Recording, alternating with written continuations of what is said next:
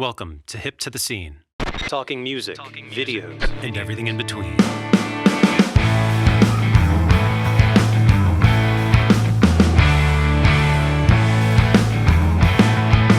Greetings, everybody, and welcome to Hip to the Scene, where every episode we lean on an expert. Yes, ladies and gentlemen, at Hip to the Scene, we bring in the experts. These are incredible ladies and gentlemen throughout the entertainment industry who have given all to independent creatives all around the world. And this episode is very, very special because we are going to tackle a question that yours truly is asked on a very regular basis. And the question is simple, ladies and gentlemen. How do I get my music placed into TV shows and commercials and film and on digital content? Well, I know for sure this is a question you want answered, and we didn't mess around. If there is one person who knows the ins and outs of this question, it is no doubt AJ Toby. Yes, indeed. AJ Toby is the badass A&R exec at Rough Trade Publishing and Bank Robber Music. He is also the founder of Trash Casual. Trash Casual is a record label with the likes of Poppy Shiitake and Elijah Wolf. You look up either of those two talented creatives and you will see they are both making moves. Yes, indeed, making moves with their incredible art. You would think that that would keep AJ busy, but he still finds time to rock out with his band Ultra Major. AJ has seen every side of the music industry and can probably answer almost every question related to the industry. He represents his artists to the best of his ability, and he relentlessly champions for each and every one. AJ is the kind of person you want on your side when you're entering the music industry. I should tell you, AJ has been a friend of the Hip family for over 15 years, and I'm excited to have him on this episode of Hip to the Scene. And he'll be answering that question: how do I get my music placed into TV shows, commercials, film, digital content, etc.? AJ, welcome to Hip to the Scene. Wow, what a welcome. Thank you. I don't deserve half those words, but I appreciate it.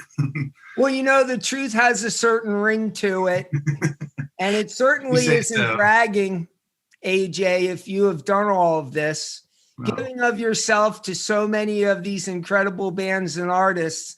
And as fellow musical creatives, we know how difficult it is to build your community with people you can trust. And yes, ladies and gentlemen, AJ is one of the good guys, one of the folks that you can trust. So AJ, what the heck is the answer to this question? Wow. I mean, it's a big question. There's a lot of moving parts here, and there's a lot of different ways to succeed at music licensing. I would say, number one, make music that doesn't suck. Generally, music that is good kind of finds its way to the top, and that's the stuff that ends up getting the most action at sync. And, you know, it's sure there's trends in sync, and there's sort of the going sound for certain kinds of commercials at certain times. And it's easy to fall into that trap of just sort of trying to absorb what you're noticing. That's everything sounds like Portugal the Man for a little while. Everything sounds like Imagine Dragons for a little while, and you may be tempted to look at that and say, oh, I guess that's what I should sound like, because I want that. I want to be on the car commercial. I want to help Old Navy sell sweaters, so I should be writing songs that sound like the songs I hear in these commercials. But honestly, at the end of the day, if you try to sound like something that you're not, it's not going to be very good. And the last thing anyone's going to try to license is a song that's not any good. So I always like to tell everybody that I work with to just write your own songs. Do it the way you do it. If you're a good band and you're a good songwriter and you're a talented artist and you're able to write music that people can really relate to on any level, then you've got as good a chance as anybody at getting it licensed. And because at the end of the day, a great song is going to speak much louder than a song that just happens to sonically fit the mold that seems to be the going sound at that moment. So that's a pretty heavy step one, I would say. Step two is, once you write these songs, once you figure out how you're going to be recording things and you figure out how to kind of capture the song in the best way that you have available to you, and then you can get these recordings that you're like, these are my jams. This is the music that I make. This is what it sounds like in my head. This is what I sound like when I perform live, or it's completely different and that's by design or whatever. You get these recordings. An important aspect of licensing, unfortunately, is the boring, nerdy side of it, which is like organization and making sure that you've got, wave files for everything, making sure you have instrumental versions if there's vocal versions of the songs, making sure that all of your metadata is in line, making sure that if there's multiple people involved in the track that will have a say in a sync license. If there's other people that helped you write the song, whether you're your bandmates or somebody you worked with on it, you need to know what their situation is. You need to know what your own situation is. Making sure that if somebody wants to license the track for a TV show, do you have the right to give them permission to do so? Can you speak for everybody else involved? And if you can't, who should they be going to as well? They should talk to you, they should talk to them. You need to kind of have all of your information organized up front so that you know exactly what you're presenting to someone when if they like your song for something, you can tell them exactly what they're up against and what it's going to take for them to clear it. And hopefully you make that process very pleasant and quick and easy for them. And you get onto the part where you get to hear your song on TV and cash a check. And that's, the end goal, I guess, with all of this. So these are all very sort of important overview things as like kind of the first couple steps before getting into the creative end of it. But from there, unfortunately, or for better or worse, it's you're gonna have the best luck getting your songs in front of the right people who are going to want to license it for whatever they're working on, if you're working with a company that already works with these people on a regular basis. There are, of course, plenty of people that have friends in the music supervision community. There are supervisors that do like dealing directly with certain artists, and you can feed them your songs as you come up with them and work with them directly on their projects, and all that is great. But if you don't happen to have a circle of friends that is full of music supervisors, then your best bet is finding somebody to represent your music for you who is already spending all day dealing with these people and sending them ideas and working with them to get songs into their projects. Because it's not a great look when you're just kind of cold emailing a copy and paste to a bunch of different supervisors whose email you found on the internet. Those tend to get ignored quickly, mostly because there is a fear that mentality comes without the professionalism of what I was saying earlier, of having the organization. And more times than not, music supervisors have found themselves in a situation where it's been more trouble than it's worth trying to clear a song with someone directly. I hear from them all the time that tend to prefer to work with companies. Luckily for the artist today, there's no shortage of sync companies out there that are pitching all day, every day. Again, I would not maybe suggest cold emailing each one of them with a copy and paste rather than trying to track down the ones that actually seem meaningful to you. Try to find the companies that are working with the bands that you're friends with, or that you like, that you put yourself into the same sort of wheelhouse as musically, and trace it back that way, and introduce yourself to somebody and take that approach. Let them know what other bands they work with that you're a fan of, that you're friendly with, or whatever, and tell them why you want to work with them and why you think they might get you and what you're doing. It's maybe a long process, and maybe it's not something that you can wake up one morning and decide, I think I need a sync agent, and end up with one by the end of the week. Maybe it's something that you're always kind of working on throughout working on the rest of your career. Obviously, the more attention your artist project is getting, the better chance you have of somebody wanting to work with you. It's really no different than finding a label or a manager or a booking agent. Everybody wants to see the effort on the artist side first. You gotta have proof that you're able to do it on your own, and you're not afraid to work hard for it and do whatever it takes and be reasonable, and you present yourself in that way with accomplishments behind you that you've been able to achieve on your own, and you're going to start to get the right attention for sure. And maybe people will start responding to those emails at that point. Maybe you're putting some of those highlights in the emails. It's a bit of a process, and nothing is guaranteed. And some people get lucky and some people cut the line. And I'm certainly not saying there aren't exceptions, because there always are. And it's always very easy to use that as your benchmark and say, why is that not me? And well, it's just not. But it could be, but it might just take you a lot more energy than it took them. And that's just the way the world works. So, yes, ladies and gentlemen, no truer words have ever been spoken, and it is true. Whether you're rich or you're poor, it's good to have money.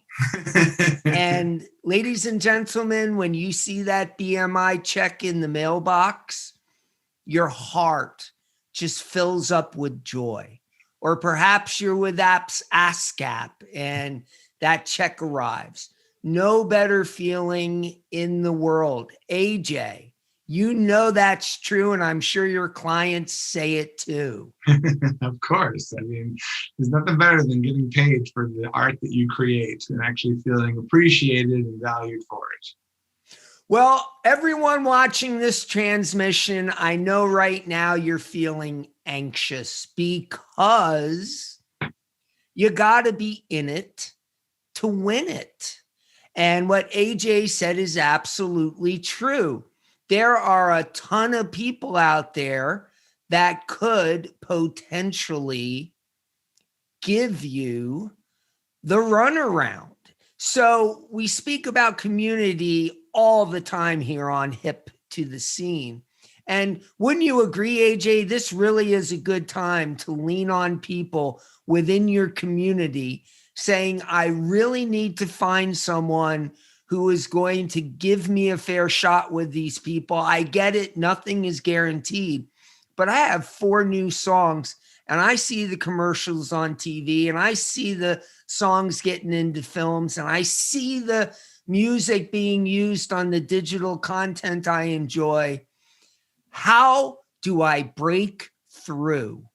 Yeah, I mean, absolutely. There's the artists helping each other out is the quickest way to make things happen. If you have artists that you're friendly with, that you play shows with in a normal life, and hopefully will again, these are, and you have friends that are further ahead of you in some ways. Maybe they're getting a lot of sync, but you're selling a lot of tickets. Well, maybe you should always play with them and make sure that they're pushing you to their publisher or to their licensing company. And just try to work with your friends and try to elevate each other, and hopefully at the end of the day everyone ends up somewhat on the same level. But yeah, now more so than ever, the best way to get to somebody else is through a trusted source in between. Well, I will share with you, AJ, it's been 36 years for Okay. yours truly trying to get to Jeff Travis. You know, in 1984, ladies and gentlemen, Rough Trade, AJ, you and I both know they had the goods. Sure, they still do. And it's incredible to think you work for an iconic brand name, legendary musical wheelhouse like Rough Trade. Now, I'm sure many of you watching are thinking, well, Rough Trade is never going to give me the time of day. But explain to the viewing audience, AJ, it's better to try something and fail than do nothing and succeed. Yeah, I don't think anyone's above anything at this point. I don't think that. I think everything is worth the effort, and there's no artist I wouldn't at least consider. I wouldn't discount anything immediately, except for maybe with like a cut and paste with someone else's name at the top by accident or something. And maybe that one goes right into the trash. But otherwise, if you're actually working very hard at your craft and doing what you do well, or as well as you can, then there's absolutely no reason to ever stop, give up, look the other way, try something else. Like, just keep hacking away at it, and you absolutely may get there. I mean, I listen to artists from all shapes and sizes, bands with one song out, bands with no songs out, artists with millions of streams on a daily basis. It's all, and at the end of the day, for us, it's not even about any of that. It's just about, like, is this a good fit for us, and are we going to be able to do a good job for them? It's just it's that give and take, and it's not always what you might think is the deciding factor in that. So really, again, I just go back to make the best music that you possibly can. And if it's actually good, then people will react to it, and you'll be able to get those people's attention that you're looking for. Okay, here's a question I know the viewing audience wants answered, AJ. So you hear something, and obviously catching your attention is a good thing, because if you see a piece of music fitting somewhere, you're going to reach out to the potential artist to come on board here. Are they going to need a lawyer? Oh, I mean, yes. I would never want anyone to sign anything that they didn't completely understand. So it just so happens that some of the contracts that we do are fairly easy to read through, and we've certainly had people that we've brought on board who have read through it, and as long as I know that they have that actual full-on understanding, and I truly believe that they know what they're getting into, not that our terms are really that difficult to, it's like, we're not trapping anyone. We're not doing anything too weird over here. So it's never a huge concern. But if you're not the kind of person that reads a contract and can understand it, then yeah, you should probably have a lawyer look at it. And you should also maybe ask the company that's trying to sign you if they'd be willing to pay your lawyer for you, so you don't have to. And then everybody wins. Well, absolutely. You want to try to find a way to keep as much potential income in your pocket as possible. And if you're thinking to yourself, well, geez, if I make money and it's all going to the attorney, I might just be breaking even. Well, yeah, I would suggest finding an attorney that'll do a contract for a flat fee and not try to take a piece of what you're doing forever, unless if they're doing more for you than negotiating one contract. But if that's there are plenty of amazing lawyers who work with incredible artists out there that are unbelievably reasonable with their pricing, that we work with all the time. And we refer people, if we are working with an artist, we want to start working with an artist and they don't already have a lawyer and they're not comfortable going through the contract on their own, then I've got a whole handful that I will suggest to them that I know won't gouge them, and that we work easily with, and we'll get them the deal that they want at the end of the day without much of a hassle from either side. Okay, I think the audience is curious, AJ. An artist stock price is high, real good buzz. They're getting the streams on Spotify. Seems like the online footprint is growing. Are they more likely to want to negotiate? Everybody wants to negotiate no matter where they're at in their career.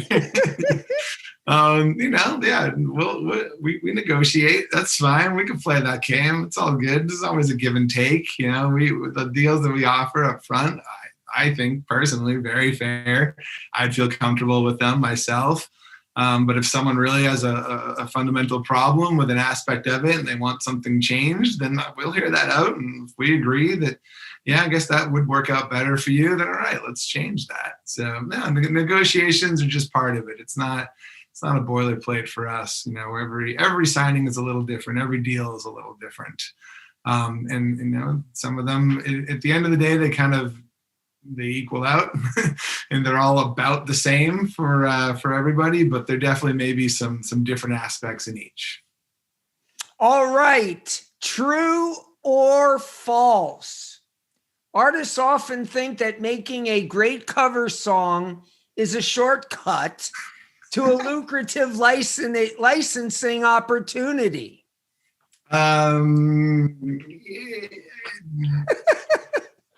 Both. Okay. True and false. There's no way to fast track anything, but there's a lot to keep in mind when you're thinking about covers, especially in regards to licensing.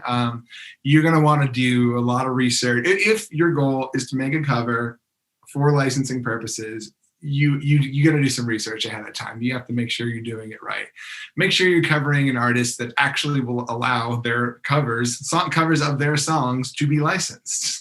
Because if you cover someone else's song and it gets pitched to a TV show and the TV show wants to use it, they need your permission because you recorded the song. It's your cover. They also need the permission of the person who wrote the song because it's their copyright and it's their song. And there are artists out there that will not allow for covers of their material to be licensed. They would say, no, we don't do that. Use my version. Then I get all the money. Give me both parts of the money. So make sure it's not an artist that's really against licensing like that. Make sure it's someone make sure it's not a song that's written by 10 different people that all have massive publishing deals with big publishing companies.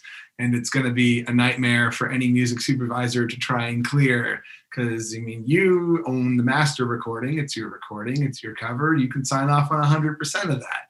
But then when they try to clear the copyright for the license, and they look it up and there's 10 different writers and everyone's represented separately, they're just going to say, never mind, I'll do the next one.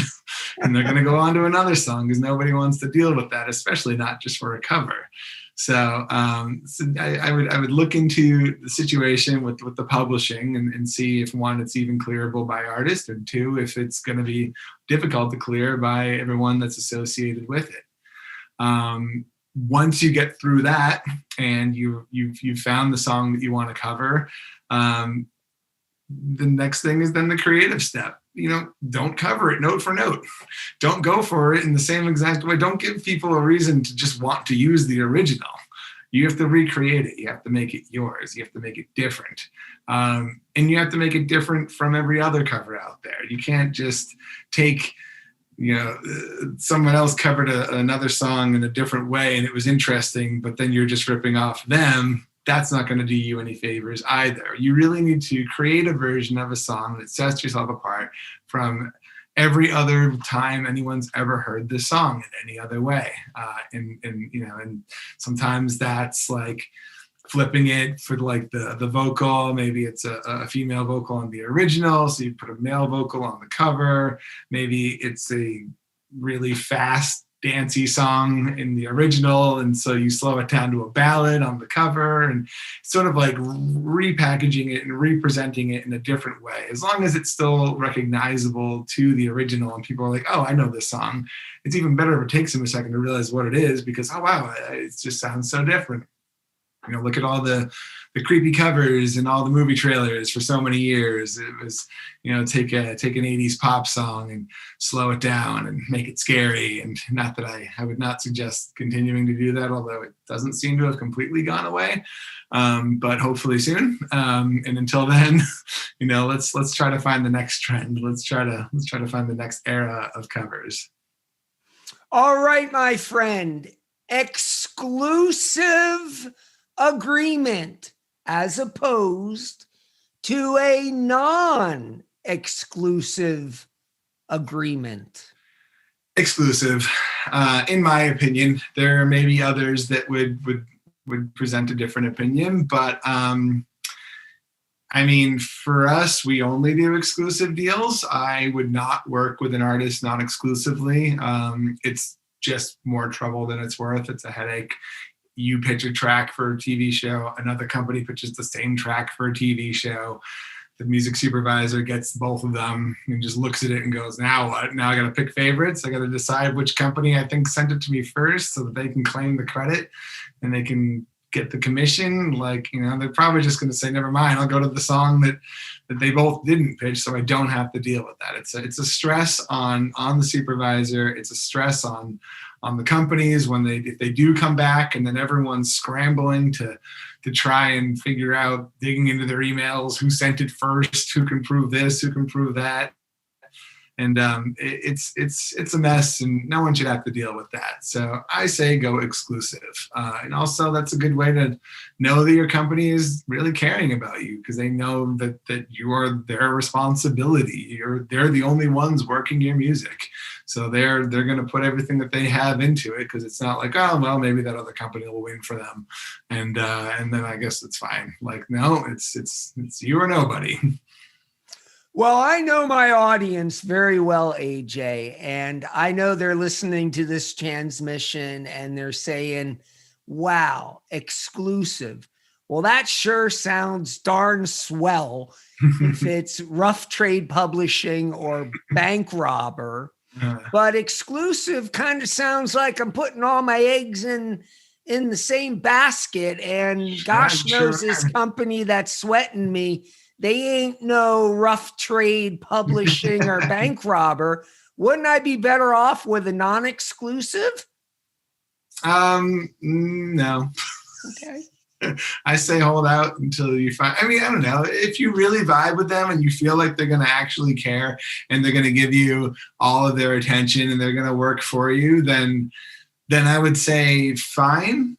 Take the non-exclusive deal, but don't work with anybody else as well. I wouldn't want to dilute it. I'd want to have my team. I'd want to have people on board that are fighting for me, that are part of my team, and not just someone that might benefit from some windfall someday, but somebody who's actually going to put themselves on the line for the artist. Again, just my opinion, but I think that, and based on my experience, and of course it's limited to this, but I've only seen this work for the better. And I've only experienced difficulty with non-exclusive scenarios. Ladies and gentlemen, you should know that AJ's fine work has helped so many talented bands and artists all over the world, because while those checks do come every 3 months, not only is it helping subsidize their art, but it's giving them more time to create. And let's face it, folks, it's a short dance in the sun. Most people shift off this mortal coil with their best music still inside of them. So you really want to find someone like AJ or a company you can trust. Remember, I know I sound like a broken record, but you want to see what other people are saying. You want to see who they've worked with. Show me who you walk with, and I'll show you who you are. But moving forward, ladies and gentlemen, you need to figure out every potential way to put some income into your coffers so you continue to fight the good fight. AJ, am I about right on there? Yeah, absolutely. No, for sure. It's it's anytime you're not able to focus on being creative is time wasted in that, in that category. And just, I hope whatever you're doing instead is just as meaningful, if not more so. But yeah, it's true. Careers are a blip on the radar at this point. So when you're feeling it, you should really go for it. Absolutely. And it was 2009 that I dusted off the 1976 Rickenbacker Autumn Satin Glow with Brick-O-Matic for a couple shows in 2019. Guess 2019 was the last time you rocked and rolled. It was the end of the year. Yeah, totally. It was, feels like a million years ago. Looking forward to playing shows again. Any advice for those jonesing to get back up and rock out? Start practicing. I think it'll be back soon enough. Hopefully a lot of outdoor opportunities this summer. Really keeping my eye on everything happening around town in New York, and just trying to find those opportunities for the artists that I work with, and see if there is the ability to play shows in a safe way. Hopefully, vaccinations and eventually maybe herd immunity, we'll be back on our feet in a real way. But until then, try to find that park, try to get something going yourself, find a restaurant with a rooftop and ask them if you can bring a PA up there and throw in a show for yourself. We have to get creative, and there's probably no money in it right now. And that's not what it should be about. It's about getting people back in front of people and thinking about music and enjoying live music again. And it's kind of whatever it takes, as long as it's safe. Absolutely. Just remember, everyone, your best strategy here in 2021 is to do those things your competition are not willing to do. It's always a good point, for sure. It's like Boris Becker, the tennis player, when they asked him what was the secret to his success, he said, "Hey, I figure when I'm not practicing, someone else is." Yeah. No, that is true, for sure. Yeah, make sure when you do finally get that opportunity to get on stage again, make sure it's worth it for the people that came to see you. Absolutely. So everyone watching Hip to the Scene, the question, how do I get my music onto TV and into films and on digital content and into commercials? Well, AJ Toby, he just spent a half an hour giving you guys so much valuable information that you can now take and move forward with. And AJ Toby, you can find him on the World Wide Web. It is AJ space TOBEY. And Trash Casual is probably going to be one of the most exciting new record labels to break this decade. So I'm gonna hold you to that. Well, get in on the ground floor, just keep folks. getting our videos in front of everybody, and we've got a shot. Well, here we are super fans of Elijah, and we are super fans of Poppy. And you want to talk about artists that are unafraid to go for it. I get it, AJ. I know why you are smitten with these two signings, because they're worthy of it. It's true. Yeah. No, it was, I didn't really have a choice. It pulled me in. It just happened. Well, we're glad you started Trash Casual because of a health crisis. Sometimes not getting what you want is a remarkable stroke of luck. Mm-hmm. Yeah. No, it was an incredible. It's been an incredible experience, and there's actually been a few more signings since then, and some surprises over the rest of this year, and some stuff I'm really excited about. But no, it's a very rewarding experience to be able to take this newfound scenario of feeling cooped up in the house and boxed in and no outlet and no show to go to every night and no people to hang out with and no nothing going on. And so instead it was, it started with two incredible artists that I just couldn't not work with in every way that I possibly could. And this seemed like a really good way to do that. And so, so far so good, I would say. And, it's the exact same scenario here in that I figured, not for nothing, I played my first musical event in January of 1980. What the heck? I got some spare time. Why don't I do a web series podcast? Well, and here we are. And ladies and gentlemen, I just want to tell you, it's been such an honor and privilege to have AJ on this episode of Hip to the Scene. And if you're enjoying this content, we only ask one thing. Just hit the subscribe button because there's more coming. I am lining up the best of the best, AJ, people I've known for so long who I know are the good folks, the folks who are genuinely in it because of their love and their passion for music. So thank you for being on this episode of Hip to the Scene. Thank you so much for having me. It was an honor. It was an honor to be asked. It was a lot of fun. I really appreciate the opportunity and, I'll come back anytime. Well, here's the fun part of every episode. All right. The way we slam the lid on episodes of Hip to the Scene is I give our guest the answer to the trivia question we didn't ask. Okay. Are you ready, AJ? Okay. No promises, but yeah, lay it on me. What do you got? The Doors' first album. that is the wrong. The Doors' first album. Now, ladies and gentlemen, what is a Doors record that I probably know most of the songs on, but not the title to? Well, I can promise you all that if you just take a moment to check out the YouTube info underneath where it says show more, you will see the question that is the answer to. Right. Well, then that's how I will find that out. Absolutely. Yes. Please subscribe.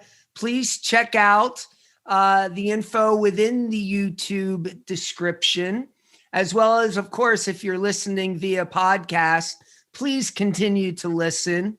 Hip to the Scene is going to continue to fight the good fight all throughout 2021 and hopefully into perpetuity, because I got to tell you, AJ, I do enjoy doing and hosting Hip to the Scene. Well, I hope you don't stop. I hope it goes forever.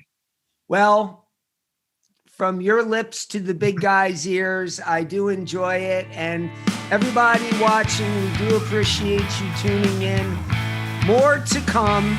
AJ, thanks again for being a guest on Hip to the Scene. Thank you so much for having me.